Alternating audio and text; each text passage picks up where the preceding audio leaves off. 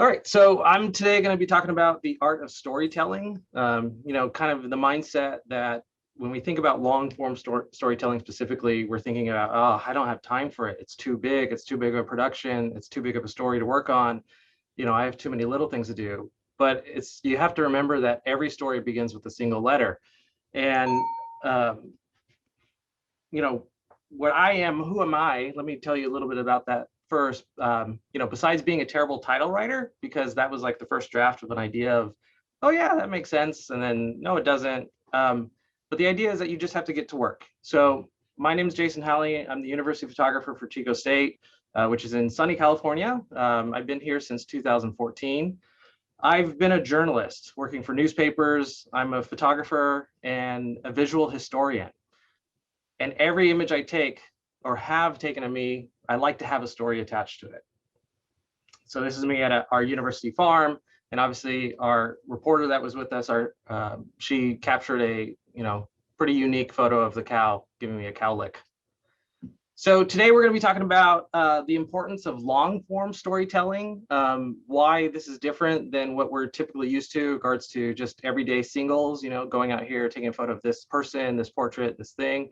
What is the value of kind of being more in depth and having more storytelling in your imagery?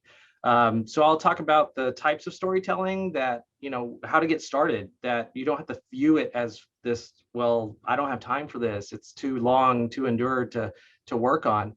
There'll be a stepping stone process that I'll explain in 3 different examples. And then lastly, if you go through the effort to make all this work, how do we show that? How do you get this imagery out there into the world to be valued? So Jonathan Gottschall had said that, we as a species are addicted to story. Even when our body goes to sleep, the mind stays up all night telling itself stories. And, to me, that was like so impactful because we are just naturally drawn to the idea of storytelling, something that you get involved in, you develop in the characters, and then you have this ending to it. Like we have dreams, we tell each other stories about what we did last weekend. It is in our human nature to be addicted to storytelling. And, you can have incredible light, the perfect composition, a beautiful location, but the powerful story will kind of elevate that image to make you feel something more than you would, having that emotional contact with just a familiar location. I can look at this picture here of this, rainbow sunset at Chico State, and immediately, because of the familiarity I have with it, I'm emotionally drawn to it. But a lot of you may not have familiarity with this place. And so now it's, where do you pull in that emotional, capture of your reactions to these imagery? And that's what kind of long form storytelling will allow for. People look for photos that are very emotional, makes them feel the story has a greater meaning, more symbolism. And that's what long form storytelling allows for, time to develop that emotional tie-in. The idea is data doesn't change our behavior, emotions do. This was a TED talk from Karen Eber. And the reality is, I can tell you all the data on why washing your hands is important, why wearing masks, reduce the viral infection. But it's not until you hear a story of somebody that, that benefited, that you will actually be motivated to change that. So a lot of the imagery that we create in singles are technically sound. They look great. There's a good story, small form in there. But being able to kind of spend time and create a story that has multi-facets to it can really pull in emotions of an audience. So take an example here of why having more than just one, because every image has a story, but why having multiple images can, build a longer, more in-depth story. So you can typically have, obviously, a photo of a faculty member, headshot we're all used to taking, very straightforward. You see a little bit of personality. It's a very small story. Well, when you add a second image, all of a sudden now you see, okay, this person's a presenter, there may be a lecture, there may be teaching. But as you then now add a third image, you can see how each image adds to the detail. And now you're more connected because you see this person working with a student, specifically a young person out in the field, right? this person does get, their hands dirty, it's now giving you more information to who this person was by adding more imagery to that story. So there's certain kinds of images called traditional or transitional images, and those are images that in and of themselves don't really carry much information in them, but they link one to the next. So those are other types of images that you can create that add to kind of the stories. But the idea that the connections of these images develops the connections for the viewer, right? If you were only given the image of the headshot on the left, you wouldn't really feel connected. But as you can see, these other images are added. It's now added more chapters to that story. And now you have a deeper connection to who this person is because you've seen different perspectives. So the idea is that a great story builds tension for emotional engagement and then provides relief, right? Good stories will answer, what's the context? Like, how did it get started? Where is this coming from? It's going to produce, or answer what is the conflict, right? What is the struggle of the characters here? What's happening with them? Why am I emotionally, have something involved in this? If it didn't have a conflict, I really wouldn't care because there's no conflict. There's no reason to really care about what's happening. And then a good story will have a conclusion, right? And it doesn't have to be positive, but it's a conclusion that kind of gives the resolve. It says, from that conflict, here's the result from that. I mean, terrible stories have no ending, no resolve, right? It's the cliffhanger with no sequel, right? How many are we watching Netflix and then the season get canceled and you're like, oh, this is horrible. What happened? I want to know. So good stories and good photographic essays will have elements of that conclusion and resolve of the conflict that they've introduced. And again, don't wait for the perfect stories. Take your stories and make it perfect.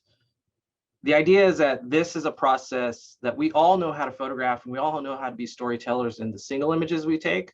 The idea is, how do we get to carving out that time to spend on stories that take longer effort to produce? So first, to getting to that level of producing that story, is there's three genres I want you to kind of think about. There's the photo series, the photo subject, and then the photo story.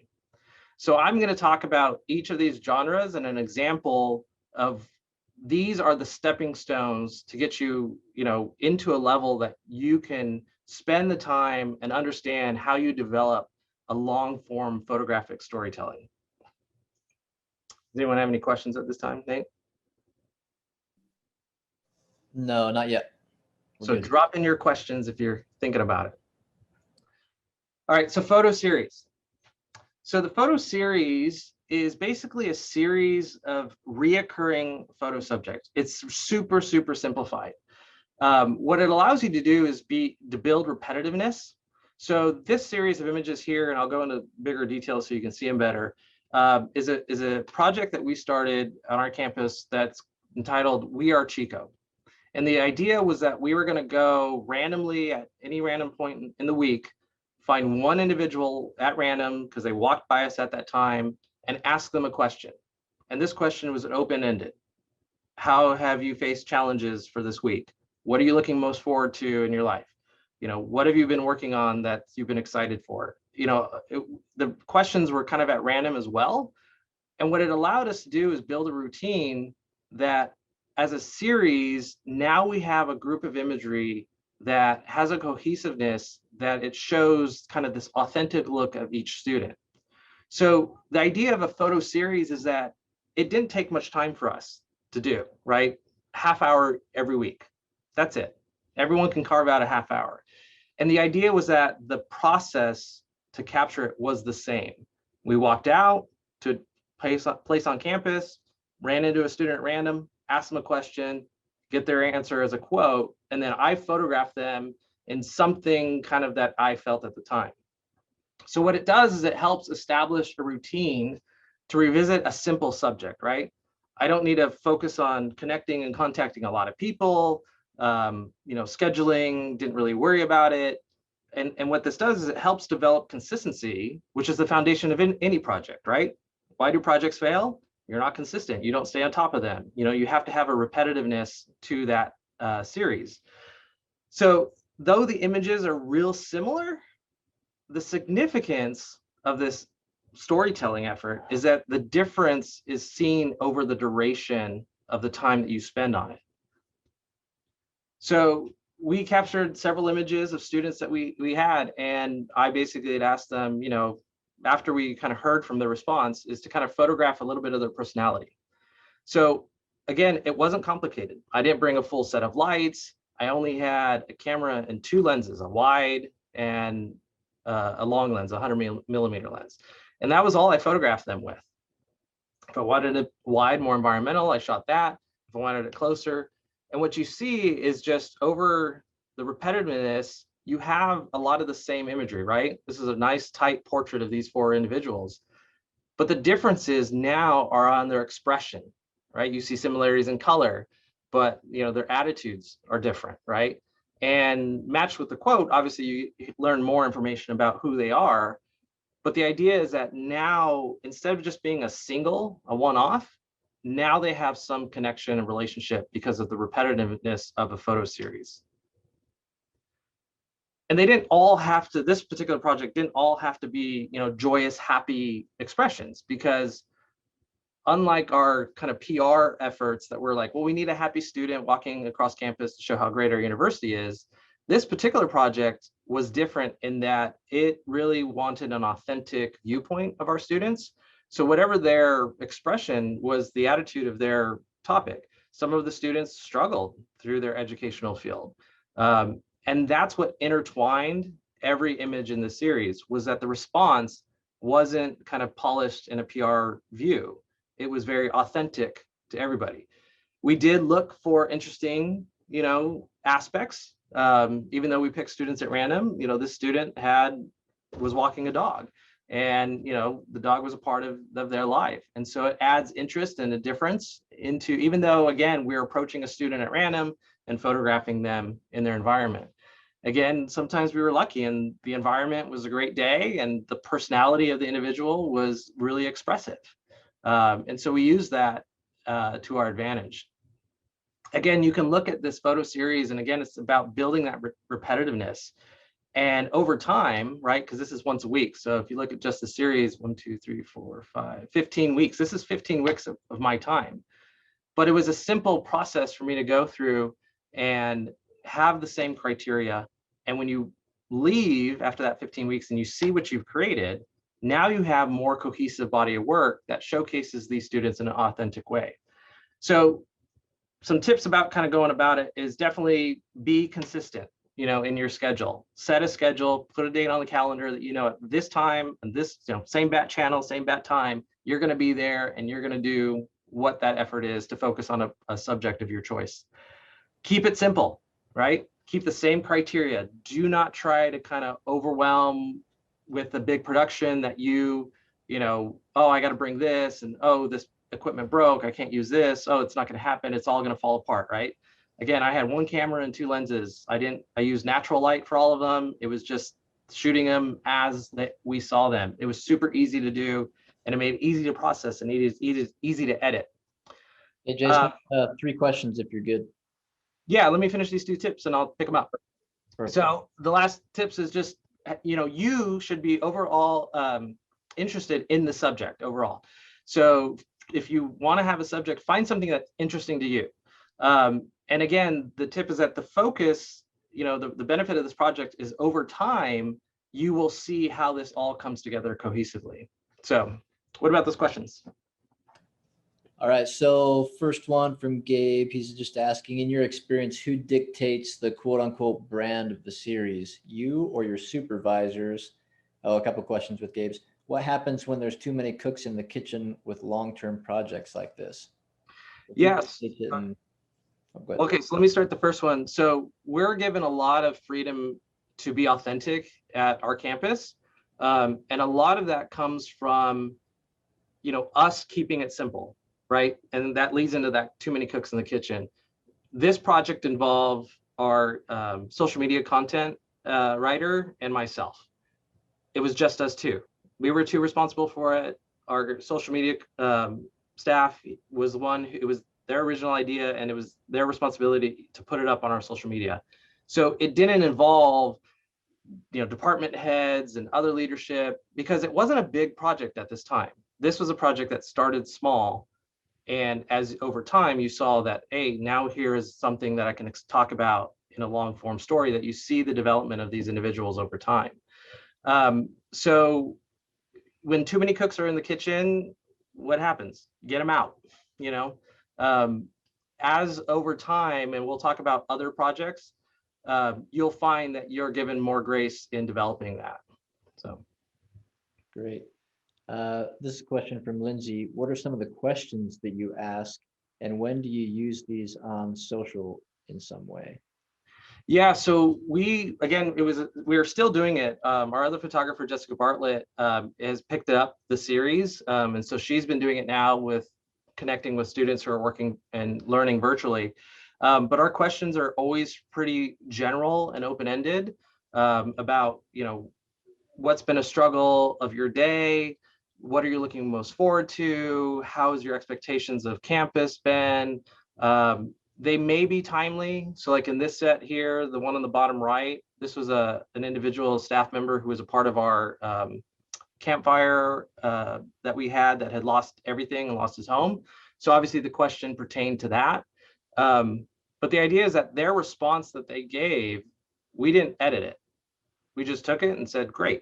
So the question was prompted, and then the time frame was given, and it was kind of a shock to them, because most people think, wait, did I just say what I should have said?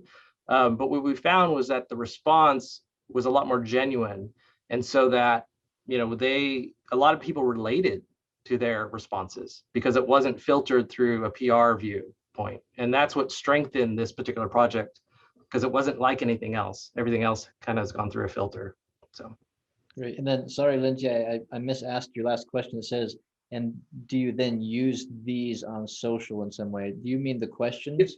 Yeah, so what we do is we post the picture, and then in the caption, we put the quote that they have given, and we do it that day that we capture it. So again, it's a quick turnaround. We go out for a half hour, get the person photographed, get the quote, and then the next half hour process it and get it up on social media, and we post it. Jessica right now has been posting it every Monday. So every Monday on our social media, we kind of share, a new student that we've featured through the week that she's captured. Okay, so again, series is super simple, right? That's meant to build routine, build consistency. So what is a photo subject? Well, a photo subject is similar, but instead of a repeated repetitiveness in the process, this challenges your creativity. So this is a dynamic return to a subject. So it expands upon that kind of single topic, that subject, and you're basically reapproaching it from different perspectives. So unlike the series, which is kind of structured in building repetitiveness in your behavior, the photo subject is an opportunity for you to kind of repetitively return to a particular topic. So the challenge is to view the story that you typically would do a single, go like, oh, I met you for the first time, photograph you doing this thing, bye-bye, see you never again. This time you come back from a different approach and you see, well, what is it from this point of view? What is it from this point of view? So the simplest way to develop a story that we may all know about is the 3-shot, perspective. It's the establishing shot, the subject, and the detail, which is illustrated here in the student, very simplified. So in the establishing shot on the left, we see where this person, is, right? They're in the kind of a room, like a living room. There's something on this chair on a table, engaging, like we get a sense of that place. That subject shot, medium shot, we see who this person is, a little better image of their face. We get a little bit of detail of what they're working on. And then that detail shot is something, that offers a little bit more of the personal photographer's input. And for me, it was, seeing that actual recording. Now it reflects back to that establishing shot. If you see what's on the chair and you see what this student is doing in a virtual environment. So when I develop long form storytelling, right, I'm not thinking of the big picture. I don't actually know what the end of the story is going to be. It's my approach and how I develop these stories that builds that story over time. So this idea of every subject I go to, capturing an establishing shot, the subject, and a detail, I now repeat that in a series of reapproaching the topic. So obviously with COVID-19 and the pandemic, we have a pretty big topic. Students are now learning virtually, right? But what does it mean to live as a student in education in a pandemic? That became my story. And what I did was I took those three efforts, the establishing, subject, and detail, and just repeated that to a subject multiple times and kept going back to different subjects and finding different ways to illustrate that. So the establishing shot, what does that do? Well, that answers the where, right? In this image here, we see a student.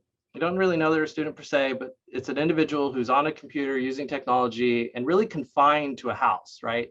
The hallway is really confining in this linear structure that, kind of holds them in there. That subject image, that medium shot, gives kind of the who or what, right? Now we see this person a little bit closer. We get an idea of who they are. We don't really know where they are. That was what the establishing shot presents. This presents who they are and a little bit maybe of what, is about them. This person obviously being confined in their house.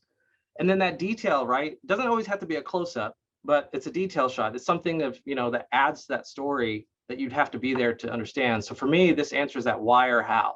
This is, that individual's attempt to engage with their community while being trapped in their house. So this shows, that kind of waving hand, that kind of like, hi, hey, good to see you kind of aspect. And what I do is I just repeat and pivot. I find a new subject that's dealing with the same topic, living in a pandemic. And here is the establishing that shows, this faculty member having to work within a house full of their kids. A faculty member having to work in their car, establishing that, place of where they operate. A faculty member having to work in a closet, right? Because that's the best sound booth for recording audio classes that they're working on. And then I moved to subjects. What are our, how are we educating people in a virtual world? The detail of, a classroom being empty, establishing what it's like, the environment of our president and how they, manage the university from afar. What is our staff doing, working? The detail of what it looks like inside, keeping the campus clean. Establishing the environment our students are working in. Who is our students? What type of students? We have grad students, and what do they use? What's the detail of how they operate, in these environments, right? Again, you can see the repetitiveness in establishing, kind of have a sense of location, where it's taking place. You see the individuals that are being impacted and the way that they have to live through this, and the detail of what their impacts are about. These efforts are how now you look at this series of images, and I repeat that process, but now it's broadened the story beyond just the repetitiveness of a single criteria and now into a bigger, larger topic. So you can see a group of images that now these images, unlike the portrait series of We Are Chico, which is a series, this is now a larger story that focuses on a subject, right? And I had to approach different perspectives of different groups in a way to understand the broader picture. And now, again, you bring them back together collectively and you can see, wow, this tells a much broader story of what it looks like to be working in education and learning in education through a pandemic. So the idea with tips here is that, creativity is key. I was going back to a lot of students. You're not seeing a lot of the students that I did photograph because they became more the series. They became more, I was doing it the same way. And I had to learn how to be creative. And what happened was when I stopped focusing on students or anyone as a subject and pivoted my view to focus on their environments, what they were working in, that became a more creative approach to capture these environments. So the closet, the car, their rooms, the limitations they had, those all became the points of interest that elevated that kind of work. The other thing is, as you broaden that subject and spending time with this, is to develop categories of the work, right? So the categories here, I focus on the students' impacts, the staff impacts, and the faculty impacts. So development of the story now has 3 components to it. But then understanding that, approaching these individuals repetitively, is what's going to have to provide that interest, because you're going to come back to another faculty in the same space. How do I make this interesting? But the idea is that repetitiveness will build in, your creativity to look for something that's very interesting. All right, so finally, we get into our photo story. Now, our series focused on our personal repetitiveness, kind of building that practice of, going back to the same thing and being repetitive, super easy. The photo subject focused on kind of a topic, approaching a specific topic and looking at it in different ways and kind of reapproaching it from different perspectives.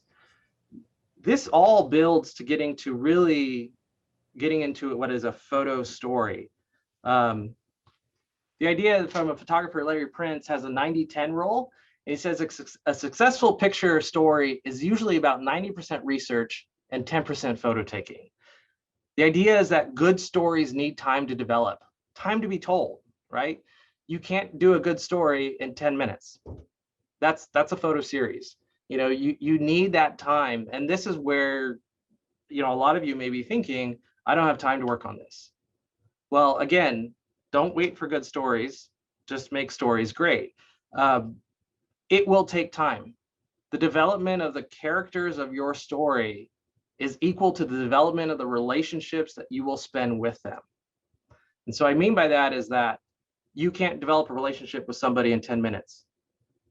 And that's going to be the depth of your story. You need to be able to spend that time developing relationships, getting to understand them, getting down to understanding what their story is about. So that will allow for the development of that character to play out in your story that you capture. The idea is that you need to be able to stay organized, because stories like this, because of their development, are multifaceted and have many, many parts to them. So stories are a little bit more different because of their multifacetedness, but they have three things, right? The questions that they answer. What is the context? What is the conflict? And what's the conclusion? So I'm going to give an example here of a story that I spent time developing, which I didn't realize was going to be a story at the beginning. I knew it was an important event, but I didn't realize it was going to be a story. Only later do I realize that the time I spent developing it allowed it to become a very involved and powerful emotional story. So I'm going to be talking about the 2018 Camp Fire, which is one of the largest and most destructive wildfires that destroyed the town of Paradise, which is about 10 miles east up the hills from the campus, and impacted a lot of our campus community, physically with their property as well as emotionally. And these images I captured because of, again, as a journalist, the inherent, this is something happening and I need to document this for history. But I'll show you how the development of these images creates a involved story. So again, what's the context, right?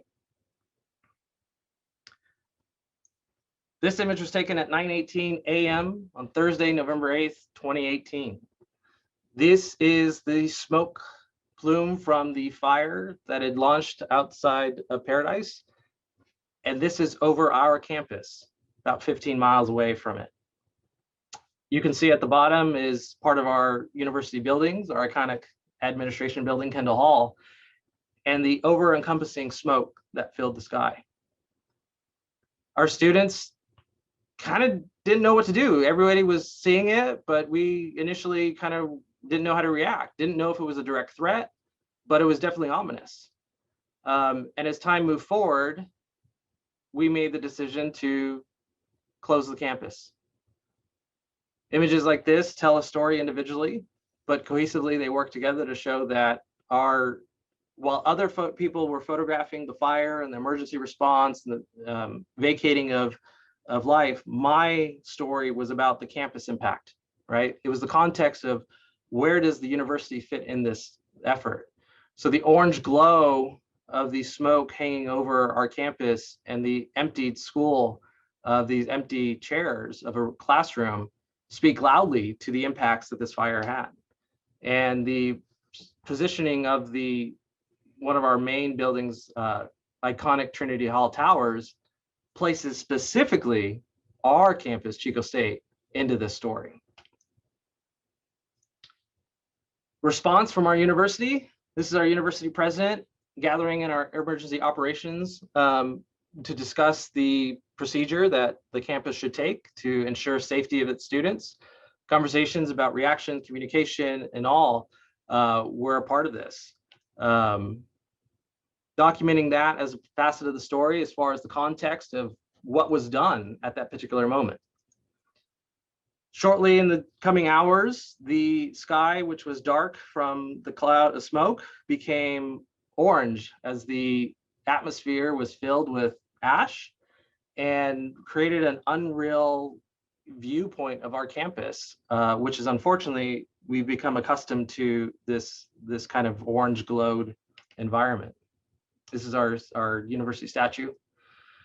Ash piled up everywhere across our campus. You could see it falling, from the sky and landing in various places. I would have captured typically at this time a plethora of fall leaves across our campus, and yet I was photographing the ash that had replaced them. And just generally what our students were dealing with at that time that the fire was ongoing, right? This part of that story was the context. It's what started. It's how our story began. It's what initiated that. It's the place and time, the beginning of what had occurred. The conflict, because you may think the conflict being that's what they've dealt with, this fire. The conflict of this story actually became the impacts of the destruction of this fire. And the fire was the context. That's what started our story. That's where it began. The conflict in my efforts began documenting what was the struggles that came from that disastrous day. The town of Paradise was decimated. The difficulty and challenge for me was being able to encapsulate the entirety of devastation that took place. Showing the glass melted, not shattered, not broken, melted based on the heat from the devastating fires that encompassed the area. The details of street signs melted away through the heat of the fire. The response of our human identification lab in going up and beginning identification and recovery of human remains that may have been lost in the fire. One of the largest efforts done in the nation to this size. And it made long days that went well into the night, searching for anyone that may still remain. Again, this was the struggle that our campus had been impacted, the conflict that had arose from that fire. We followed some staff, faculty, and students and the direct impact that they're facing with, connecting with them, having a relationship and comfort for them to allow us to be present as they went back to discover what remained, if anything, of their homes that were lost. Their emotional toll of coming back, trying to kind of seep through anything that may be there, any token of memory that they would have had. The detail of students who had this street sign that's their last name as a memento, now burned and scorched, and what that meant to them. But the story didn't end there. That was the struggle. That was photographing kind of the impacts of that initial context of that fire. What we did was we continued to follow up and try to provide an answer to this story. Everyone knew about the fire. They understood what happened. We showed the struggle, the conflict, what our students specifically were dealing with. And we chose to continue that story to find some kind of closure of what they occurred. What happened to those lives that were lost? What became of their history? What happened to those that were lucky enough to live but now have lost everything? How did they feel in this new era and what they dealt with?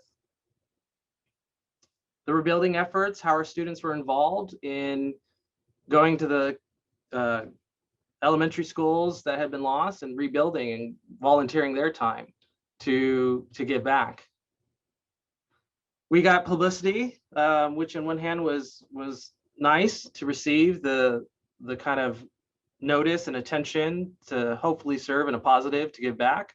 Al Roker in the Today Show, came and did a Thanksgiving dinner to show that efforts were being made. And then we returned back to the area, the region, even though it wasn't part of our campus specifically, it was part of our community. And seeing kind of what it's come from it, from the trees being chopped down, you can see the stark contrast of a line of where was burned on the right up to the fire line of what still grows to the left, which could have burned out. We went and captured the stories of people who were still living in the area far beyond the publicly supported town of Paradise, but in other smaller neighborhoods and regions, an area of Concow, and photographed life, what was like for them months after the fire had occurred. And trying to tell their story of where they're at, what their expressions are, what their life is like now that everything has been lost, and how they're still living. They don't have the resources to leave, that region. That's their home, and it will always be.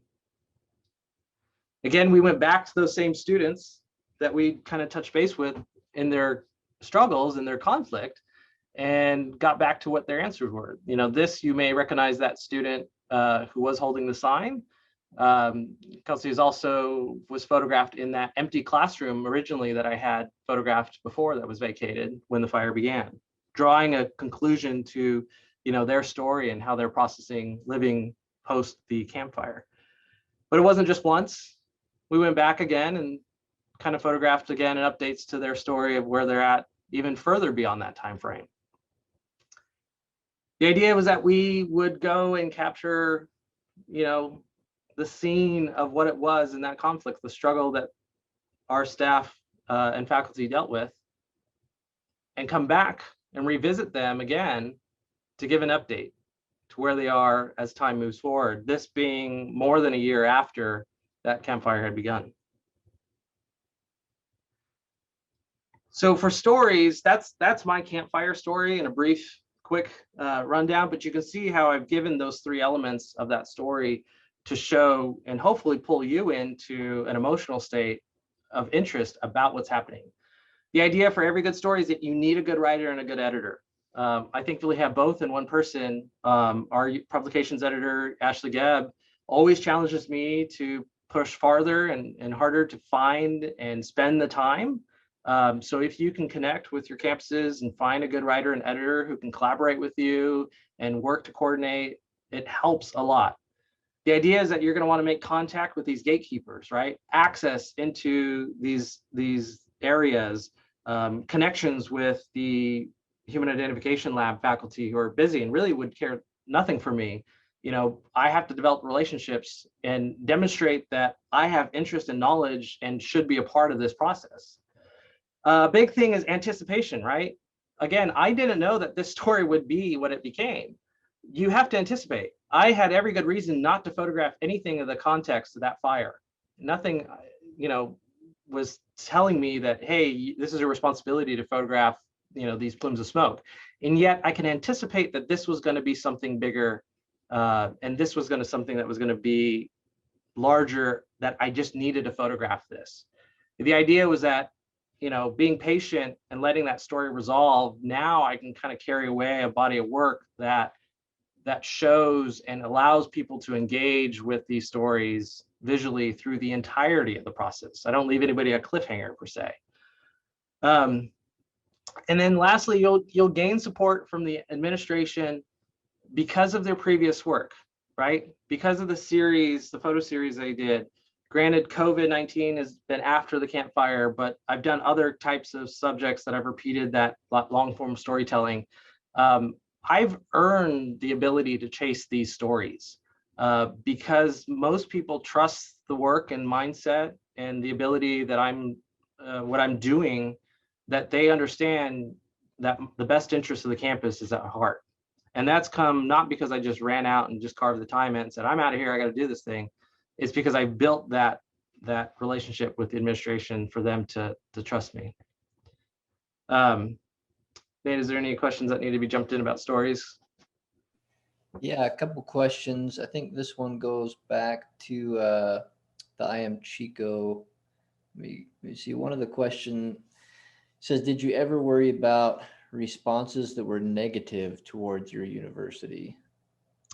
So we didn't worry to the extent that, I mean, obviously, if they said something offensive, we probably would say, that's not really going to be appropriate for, being publicized. And we would have been honest with them. But the reality is that we wanted an authentic voice. And I think a lot of that project specifically was celebrated for that. And I think we owned that narrative in the sense that when people talked about their personal struggles in their class and the hardships, we don't shy away, our campus itself, we don't shy away from that narrative because we understand that it is real. Our students do struggle, and we agree that there's a lot of steps to improve upon. And stories like this end up actually helping others be motivated to say, oh, there's hardships here. And we're all on the same page that students need to be supported in multiple efforts of ways. And so it gave a validation to the project by being authentic. So yeah, thankfully we didn't have anyone, who was offensive to that response. But I think us coming genuinely to them allowed them to be authentic and not be, offensive in any way. So. Right. Thank you. Here's another one about your series of, people at home, working from home, classes at home or in their dorms. How did you find folks who were open to being photographed in their homes? You talked about relationships. Yeah. Was that a big part of it, or did you kind of go through your process? Certainly. Yes, in COVID and the pandemic, many of you know it's a lot harder to connect with subjects because they're at home and I don't know their personal phone number per se, right? But I had their emails, and many of the individuals that I photographed for that series, I had previously photographed them for a class that they taught, for a project they requested my services of, or whatever. I already had a relationship with them, and there was a lot of individuals I had relationships with that completely said, no, thank you. I don't want to be a part of it. And I just, all right, fine. That's great. Have a good day. And I went to those that were receptive of it. Obviously, the relationship that I built on this campus every day, every moment, and how I connect to the community helps that relationship when I reach out to these individuals. They know my intentions. They know my purpose, right? It takes time, but working on projects that involve either the series repetitiveness or the kinds of imagery that I create, we can have a conversation that I tell them my intentions, what I'm looking for, what I'm looking to see. I mean, and frankly, at the end of the day, I'm just grateful to the subjects. I mean, I'm thinking myself, being photographed in my closet, I would be like, no, that's not what I want. But there's a level of trust that I develop with my campus and the campus community that they understand the value of that. They understand the significance of telling these stories because the emotional involvement, right? We see the struggles that everyone deals with. We see the relatability that everybody has. And I think a lot of that comes with personally just having work that is authentic. So, but it does require just calling people up and asking and scheduling and trying to find the opportunity. With students, I worked with student groups. AS president, because they're connected with students, I worked with them. Hey, who do you know? What other people do you have? The student who was in the graduation gown and cap and gown in their home I was connected because another student said, oh, I have somebody that you need to photograph, because they knew that they were going to get all, set up for their graduation, virtual graduation.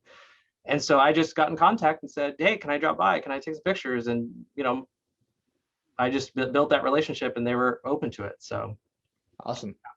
Let me go through this real quick and then we'll open it up to questions. So, right. So you spend all this time, your own time, work time, creating these stories. And, how do you put a good cover on the story, right? Like, where do you put it? How do you get it published? Well, if you struggle to find places to share your stories, you may have ownership of your own platforms, right? I have freedom in my social media that I can share the imagery. And a lot of times we will share imagery personally that we've captured for the campus, but was unrequested, that somebody sees and go, well, what's this about? I'm intrigued by this. And that opens up the opportunity to tell stories. So you should always have freedom to photograph for your own platforms. You can go beyond that. You can kind of search for departmental platforms where it may need you and one person, right? Again, for our We Are Chico series, a lot of that was just between me and the person who managed our social media. So they had the key to our social media and the approval for that. I did the work and they did too. And that's all we needed. We didn't need department heads. We did have for other platforms like our news site and other items, had storytelling components. But again, if you have a good story that has good emotion into it, you'll have people who want to share that, right? We're creatures of habit, that we were like, wait, that's a great story. I want to share that. Where can we do that? And then largely, if you have a story that is good, that's cohesive, that's involved, as for us, that had the impact as the campfire, you're going to have the campus support, that vision. For us, it was within our alumni magazine. A lot of the imagery was then reutilized across different aspects of our university at whole as resources for the campfire, whether teaching or financial resources or informational communications.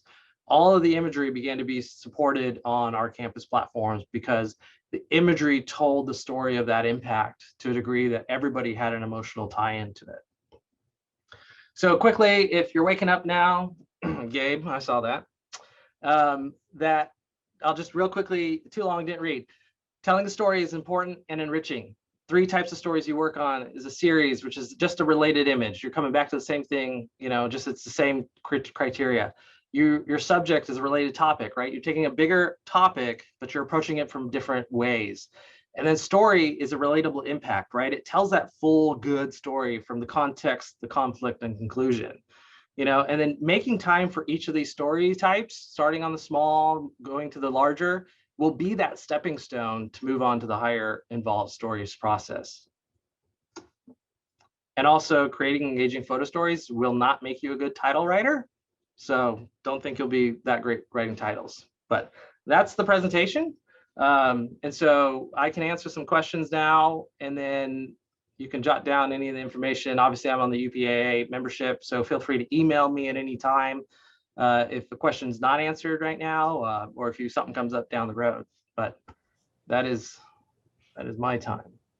Awesome. Thanks, Jason. So yeah, if anybody has any questions, I say go ahead and feel free to chime in. While you're thinking of questions, I just had a question for you. So we're all in, there's still a long form story happening right now with regards to COVID, and some people are back on campus, some people aren't. We're still in that evolution, in that process of getting back to whatever normal is going to be again. And everybody's circumstance has been a little bit different, where I know a lot of us have been able to be on campus, some kind of partially, some have not. So in that long form story, is it ever too late to start telling that story? So let's say, what if we did not get, everything that was happening before? Is it ever too late to start doing that story? Not at all. Not at all. It's only too late if you never get started. So the idea is, you could look at my story of the campfire and think, well, it's too late. Like the fire had already started, right? It's really dependent on what your story becomes. And the easiest way to tell the story, again, is, start with that first letter. Just start. Don't think about the story in its entirety. I didn't know what the We Are Chico series would look like. I didn't know what the COVID story would look like. I didn't know what the campfire story would look like. And I don't know what story tomorrow is going to look like. The idea is that I never know the ends of these stories, but I start capturing them and see where they develop. So yeah, any time is a good time to begin a story, because through that process, it's not about understanding the entirety of your story to start. It's really about the procedure of repetitiveness and approach. the fact that you can come back to the same subject and start telling more depth of it is what builds a better story, not just, oh yeah, it includes all these specific topics and I got the right timing and it worked out, right? Because, you know, Nate, you may know, I mean, how many stories change? You know, things that you may have an expectation of, like, okay, this is going to happen. They're going to go to this place. They're going to get this thing, and then that'd be great. And then, you know, you may have a basketball team be cut out the first week of, you know, the championship, Yep, right? yep. Your story, Exactly. yeah, your story changes. I wasn't planning on telling, you know. Yeah, your story changes. And again, that's the anticipation. And getting started at any time will allow you to anticipate how your story will change and evolve. And you may end up finding that that becomes a better story based on how involved you are with it. Great. Any other questions? Anybody? You can go, feel free to just chime in.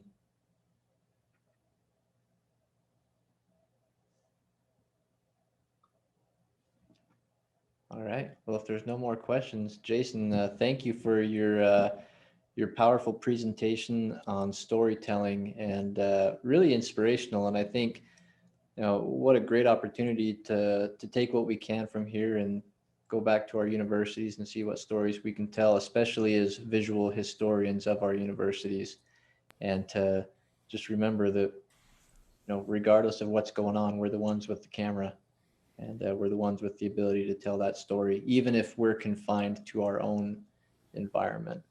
Anyway, Yeah. well, And I'll leave with kind of just saying that, you know, a lot of you maybe struggle with, you know, giving space for the story, thinking, well, I'm going to do all these photographs and capture all these things, but I'm going to come back and the office is going to say, no, we only need one photo.